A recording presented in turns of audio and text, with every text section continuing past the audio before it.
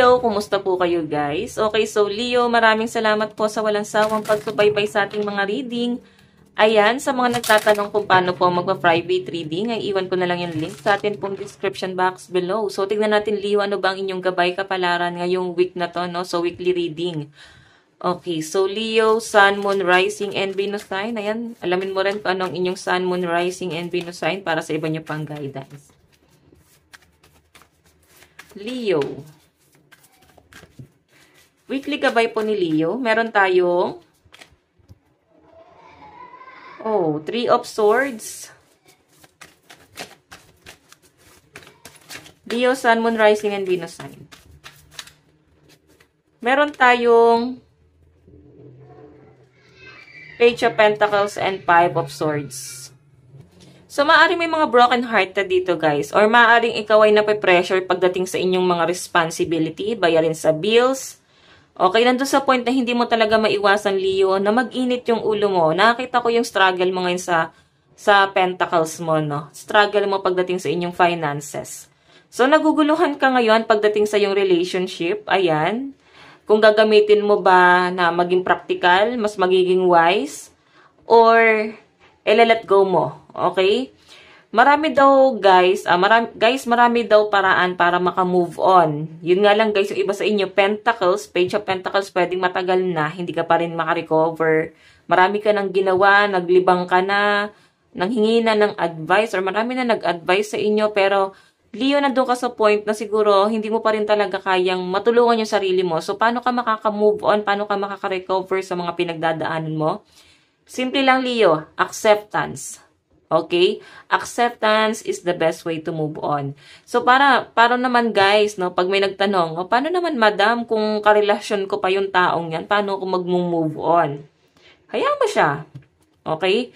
Kung unti-unti nagdadry yung relationship nyo, guys, dahil hinahayaan mo siya. Dahil gano'n naman din, guys, yung ginagawa sa inyo, di pabayaan mo na. Sabihin, hindi na worth it, guys. Okay? Hindi na worth it na ilaban kasi nasasaktan ka ng ganito.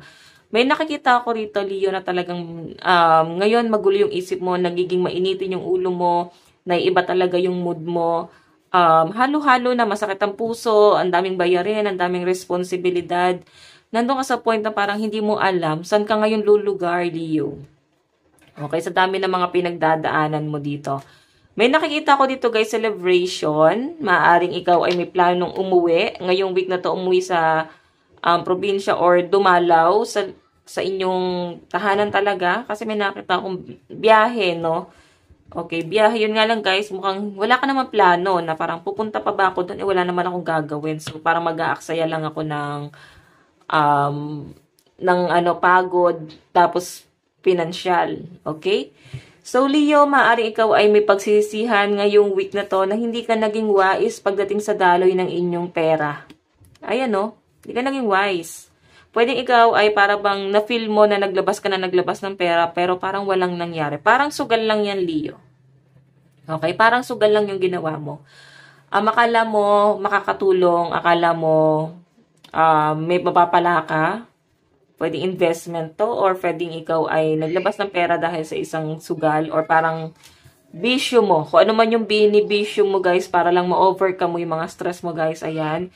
Maring hindi siya, guys, worth it kung makita mo, oh. Nakikita mo nga dito, Leo, na para bang, bakit parang ganun? Hindi pa rin ako nasasatisfy. Okay? Lahat na ginawa mo, inaral mo na yung mga mechanics, pero Leo, nandun ka pa rin sa point na na-stuck ka. Pero huwag ka mag-alala. Huwag ka mag-alala kasi nakikita ko rito na unti-unti mo naman yan, guys, ma-overcome kasi nag-iisip ka na dito. Mabagal nga lang, guys, kasi Page of Pentacles. Okay, mabagal lang. Tingnan natin ano tong Three of Swords. Ano po itong Three of Swords? Spirit Guide. Three of Swords.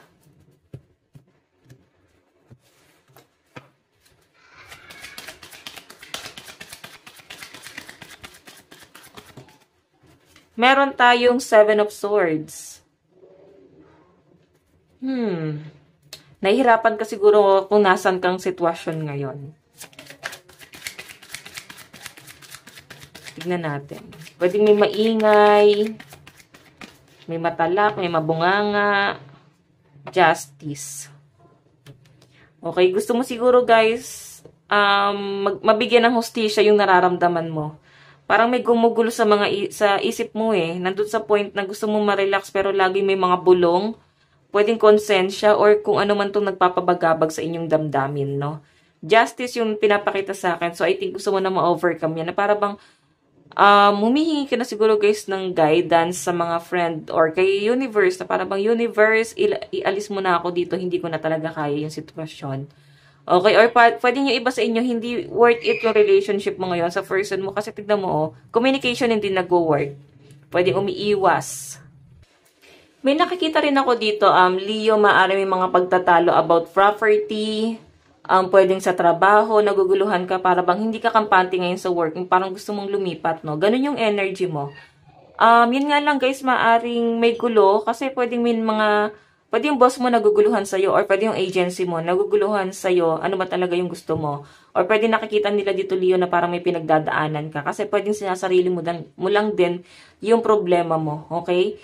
Nakikita ko yung struggle mo ngayon na maring hindi ka makapag-focus ngayon sa inyong career dahil nakapokus ka ngayon sa iyong emosyon. Okay? Nakikita ko yun na parang gusto mo ng pagbabago. Kaya siguro gusto mong mag-change ng career, guys. Okay? Or pwedeng gusto mo lang, guys, mag-unwind. Magbiyahe, lumayo. Dahil mabigat na nga yung inyong pinagdadaanan. Tignan po natin ano tong Page of Pentacles. Ano po itong Page of Pentacles? Spirit Guide. Okay. So guys, meron tayong, 'di ba? Hindi ka makapag-focus din kung ikaw ay nag-aaral, hindi ka makapag-focus or pwedeng may mga taong nag-a-advise sa'yo pero naguguluhan ka pa rin. Okay? So, wag ka na makinig sa advice ng mga tao kasi susundin mo pa rin yung gusto mo dito. So, nakikita ko, Leo, yung pagiging matigas ng ulo. Okay? Tignan natin. Meron tayong, ayan, no? Stuck ka sa isang sitwasyon. Hindi ka makakaalis dyan hanggat hindi mo tinutulungan yung sarili mo. Okay? Kahit ilang kaibigan pa ang mag-advise sa inyo or ano bang tulong ang gusto mo dito, Leo, hindi naman kasi talagang madali. Lalo na kung ikaw ay nag-move on. Okay? Masakit na yung ulo mo sa dami ng iniisip mo, guys. May nakikita ko rito, guys. Kung tinatanong mo is ano bang nararamdaman ng person mo, tingnan natin. King of Cups. Actually, guys, Five of Pentacles, may paghihirap siya pagdating sa kanyang financial. Nandun siya sa point na tinitignan ka pa rin niya. Ayan, no? Nakatingin siya sa kanyang cups. No? Sa kanyang cup. Nakatingin siya sa kanyang emosyon, sa kanyang nararamdaman sa inyo, guys. Gusto niya munang maging better person, guys. Gusto niya munang mapagtagumpayin yung mga bagay na gusto niya. So, I think, yung nagiging conflict yung dalawa is nakapokus si person sa kanyang ambisyon. Okay? Nakapokus yung taong mahal mo sa kanyang career. Malayo pa ang gusto niyang marating, guys. So, nakikita ko yung pressure niyong dalawa. Pwedeng kaklase mo yan or schoolmate before. So, na-stuck ka, no? Yung iba sa inyo parang napapatanong, bakit ba ito nagpaparamdam pa? Bakit ba kasi bumalik pa? Bakit bigla ka pa kasing nagparamdam? Ganon. Ngayon, parang stuck ka na naman dito, Leo. Di mo alam kung paano ka aalis sa sitwasyon dahil sa mga nangyari. Ang bagal din naman kasi ng energy na person mo. Parang gusto ka lang din niya talagang kausap. Okay? Tingnan natin ano tong Five of Swords. Ano tong Five of Swords?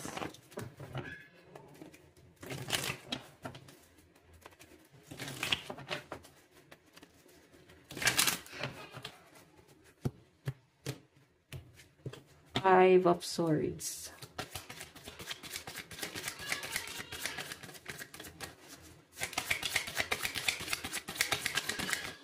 Okay. So, guys, meron tayong 10 of Pentacles. Ayan. Siguro magastos ang pamilya. Magastos magpamilya or pwedeng merong celebration na magaganap. At nakikita mo, Leo, na talagang maglalabas ka talaga ng pera ngayong week na to. Okay. So, tignan natin. Or pwedeng isa sa miyembro ng family, guys. Siguro nag-aaral. Ang gastos, guys. Ganun yung nafe-feel ko. Okay, ayan, no? Gusto mo na lang lumayo sa responsibilidad kasi parang pinasan mo na kahit hindi mo responsibilidad, guys. Okay? Gusto mo maging masaya, gusto mong i-enjoy ang inyong finances, pero hindi mo siya magawa. Nandun ka sa point na pwedeng nagrereklamo ka na, Leo, sa mga responsibilidad mo. May nakikita ako rito, guys, maaring ngayong week na to may pag-aaway, pagtatalo patungkol po sa responsibilidad. Maaring meron kang kapatid na parang may anak na pamilya, pero parang nakikita mo na parang pinababayaan niya yung pamilya niya. Okay? Kasi nakikita ko yung pagiging responsible mo dun sa family. Yun nga lang, guys, maaaring isa sa miyembro ng family talaga yung para bang nagpapabaya rito. Na para bang pwedeng asawa mo pala to, guys, kung may anak ka, nakikita mo na parang siya nagpapaka-happy-happy, pinabayaan niya yung responsibilidad niya sa mga anak nyo. Maaring galit yung energy mo dito sa pinapakita sa akin, or pwedeng magbe-birthday yung anak mo, or kung sino man ang may celebration, wala man lang siya, guys, may ambag. Ayun, wala man lang siyang maibigay. Wala siyang maplano. Or pwede may pagtatalo sa inyo ng person mo. Kasi wala talaga siya naging plano. Wala man lang siyang ginawa. Hindi man lang niya, guys, pinatunayan yung sarili niya. Okay?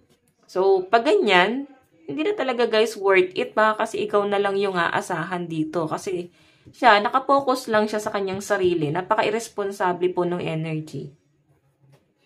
Diba? Sige, tingnan natin, guys. Ano ba ang inyong advice? Okay, tingnan muna natin to. Advice mo ngayong week na to. Meron tayong withdrawal. O, eto na nga yun, guys. Kung ikaw tong mabisyo, guys, kung ikaw tong walang inaambag sa inyong pamilya, hindi ka, nawawala yung sense of responsibility mo dahil mas nagpo-focus ka sa mga bagay na hindi naman, guys, importante. Or pwede naman, guys, ikaw ay naglalabas ng pera, tas wala naman ikaw, guys, napapala doon. Okay? Kung wala doon sa mga sinabi ko, yun nga, guys, pwede naglalabas ka ng pera, wala ka naman napapala, kailangan mo na, guys, yan, itigil. No? Itigil mo na yan, guys. Meron ka nang kailangan bitawan, guys. Ayan, tanawin mo ang inyong future. So, mag-focus ka sa future. Tignan natin advice. Meron tayong forgive. So, guys, merong isang tao dito na maaaring galit ka sa kanya dahil sa mga ginagawa niya sa inyo. Ito nga dahil nilagay ka niya sa third party. Napapaisip ka rito na parang napaka-unfair ng treatment. So, alam mo, para makarecover ka daw, para makapag-move forward ka na, Leo, ang kailangan mong gawin is magpatawad. Okay? Magpatawad. Meron tayong detoxify and mag-focus ka muna sa sarili, umalis ka muna sa social media, focus muna sa goal ngayong week na to. So, Leo, ito lang naman po ang inyong reading hanggang sa muli. God bless and love you all. Thank you.